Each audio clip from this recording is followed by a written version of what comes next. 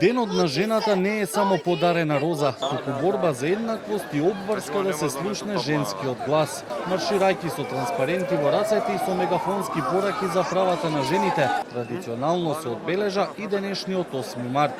Првиот чекор на собраните го направија кај универзална сала, продолжија кон влада и завршија во паркот Жена борец. Оттаму одекнаа главните пораки да се стави крај на експлоатацијата и работната дискриминација на жените, побара еднакви плати, достоинствено здравство и почитување на породилното. Меѓу негласните барања пак беше безбедноста и слободата од секој аспект во нивното секојдневие, а системот да ги заштити и да стави крај на нападите врз нив и загрозувањето на нивниот живот. 8 март не е ден за символични гестови и излитани фрази. Што ќе ни се ружи кога немаме за леб?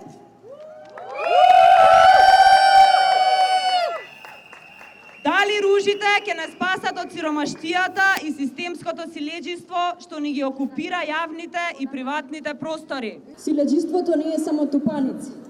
Тоа е закон што не штити, работно место што не експлоатира, болница каде што нашата болка не е приоритет.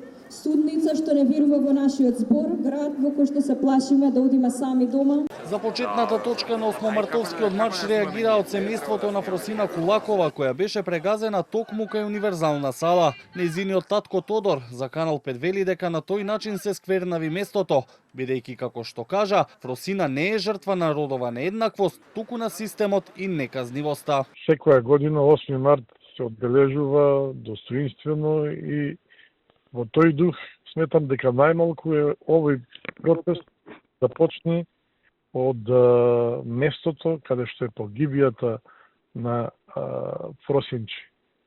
Да ги викниш некој со ломци, со ваганци да тропаат, тоа е сквернавење.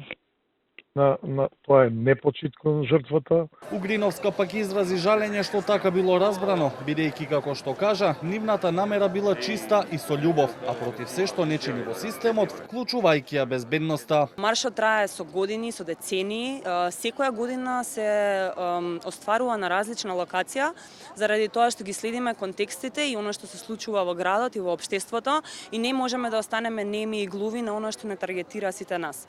Целта беше да дадеме поддршка, таа поддршка уште стои. Жал ни е што тоа беше така сватено. Тука сме и ќе продолжиме да се залагаме за подобри права за жените, за поголема безбедност. Она што е најстрашно и најалармантно е дека според податоците изминативе 4 години има 22 убиства како резултат на семејно насилство, а има и 12 убиства во обид. Најчести жртви, податоците говорат, се сопруги или мајки.